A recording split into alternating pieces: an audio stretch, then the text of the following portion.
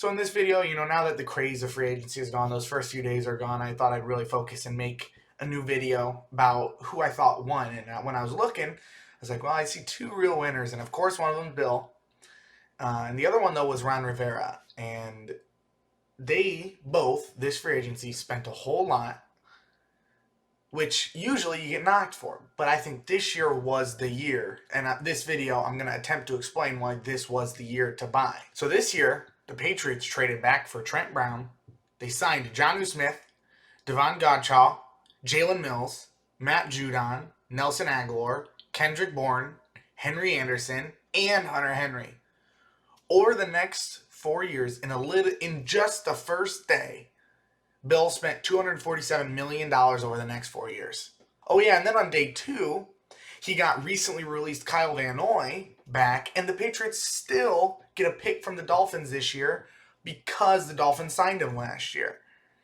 I mean, that's called a return on investment if I've ever seen one. Now, this is very surprising for a guy who's tight-pocketed. Bill isn't a big free agent spender, and it is one of the main reasons why Brady left. I mean, he was talking about how he didn't like that he wasn't getting him the players he wanted and putting weapons that he thought were adequate around him. What makes this year so different, though, for why I think he spent, was the dip in the cap. So let me explain. Last year's cap was at $205 million, and then this year, due to COVID, it dipped to $182.5 million. Now, I bet you're wondering, why would losing money make a dude who's tight-pocketed want to actually spend money? So here, I'm going to put up some graphs of the cap figures. Okay, so as you can see, I made this graph.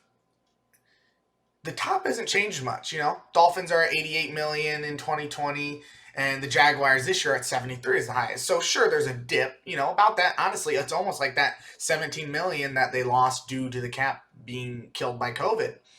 But, nothing's crazy. Those first three are all pretty similar. But then as you go down, number 4th, the Colts this year, having only $46 million, to the Buccaneers, $79 million. Like a $30 million increase. And then you look at last. The Raiders this year, at 16th, had $17 million. Last year, the Bengals had 44. So you're seeing that change firsthand. That's almost about a $30 million difference, and $30 million is quite a bit of money, really, to build a team. I mean, you could sign a top quarterback with that money, and it was gone, just out of thin air. Obviously, these numbers being lower is because of the dip due to COVID. That means there's less money overall in the league to be spent on free agents. Less to pay, and more importantly, less money to overpay. But the top 3 teams still have the most capital to try and push people around, almost, so to speak. It really is genius.